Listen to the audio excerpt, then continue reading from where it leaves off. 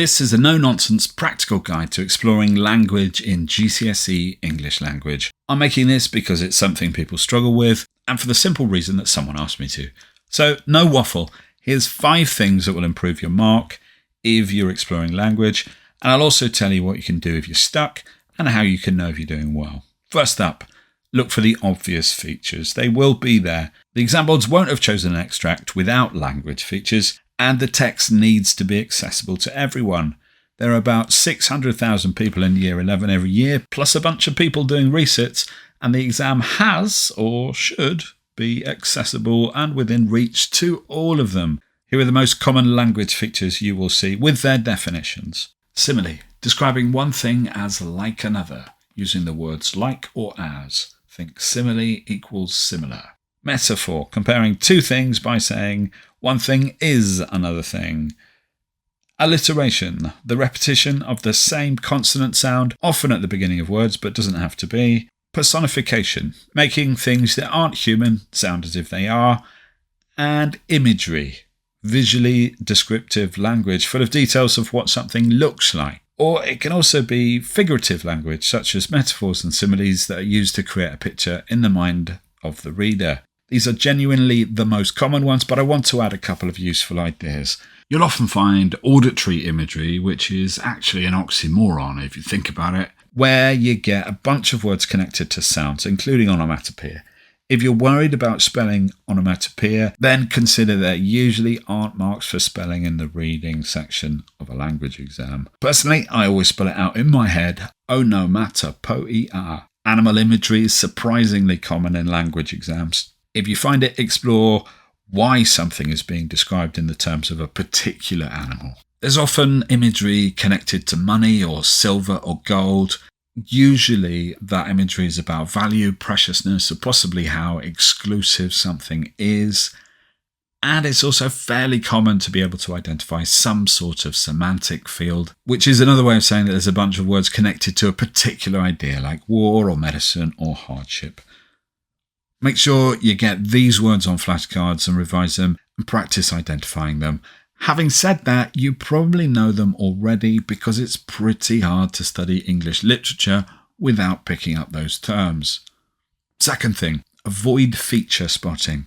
Hold up, you just said I should find them. Well, feature spotting is what the exam board call it when someone points out a language feature without doing anything with it, without explaining it further.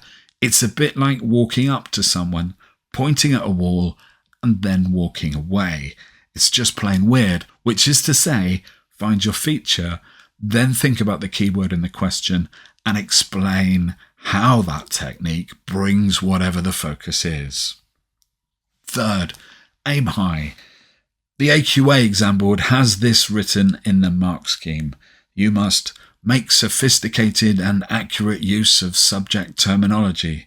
That's in the top level of response, and the exam board have never defined what sophisticated terminology is, but it does imply there's a kind of bar somewhere for the kind of terminology you can use. Personally, I love complex terms and I use them and I teach them, particularly when exploring literature. However, I'm always giving a caveat, a little warning that says you can pass GCSE without this term. However, if you're interested, it's great. But also in literature, you have some control over whether you explore and learn that feature. In a language exam, you can only analyse what is there in front of you.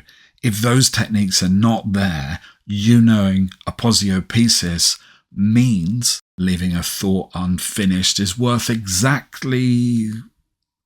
So, what do you do? Well, choose wisely is the first thing. If you know there's an adjective, but you don't know what to say about the effect of the adjective, don't bring up the adjective. Be accurate.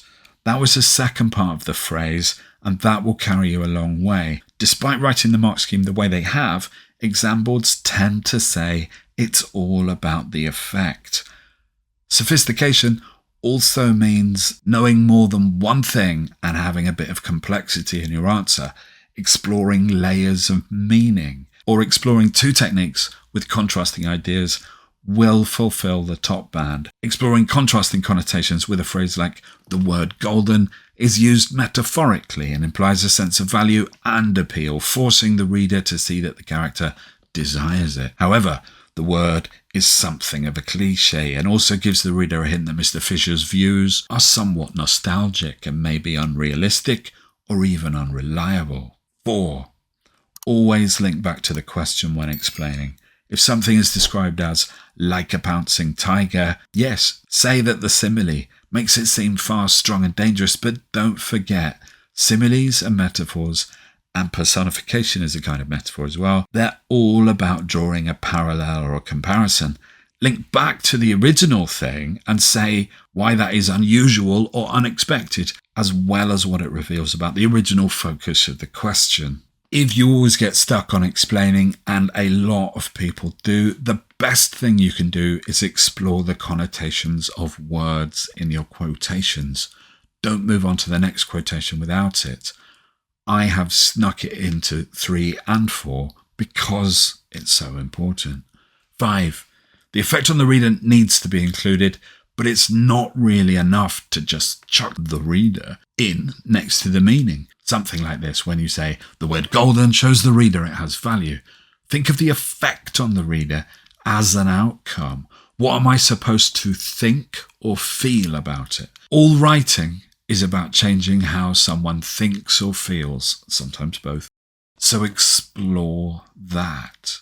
Should I be positive or negative? Should I be drawn to this or that? Should I be repulsed?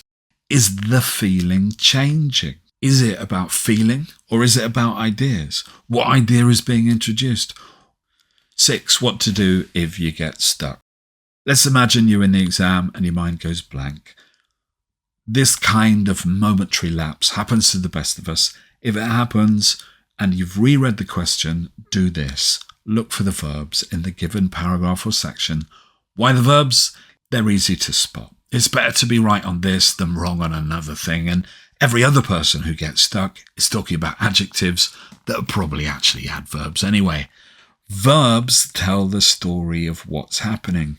The choice of the verbs adds to the feeling, the tone, and that's what you want to be exploring.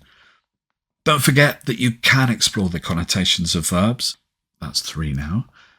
Not every verb is useful for analysis, but there will be at least one verb that is loaded with emotion, either for the person doing the action, the reader, or the object receiving the action. Finally, how do you know if you're doing well? Have you started with the writer? The writer wants, whatever the focus of the question was, to come across as. Then you need to plop in a piece of evidence. So you need a short quotation. You can cluster quotations if you like, but don't bother copying huge bits of the text. Only quote what you need. Next, work the technique into the explanation so you can say, this clever use of such and such means. If you have one thing after the quotation, you're probably commenting, not explaining, and not analysing. Go back to the question and draw the link between the focus and the quotation and make it explicit. Use the words that the question focused you on. Include connotations of a particular word. Word level analysis will carry you a long way. I've talked about connotations 4 times now. Have a genuine effect on the reader. Talk about the thoughts or the feelings that are promoted. Add a not only but also kind of statement.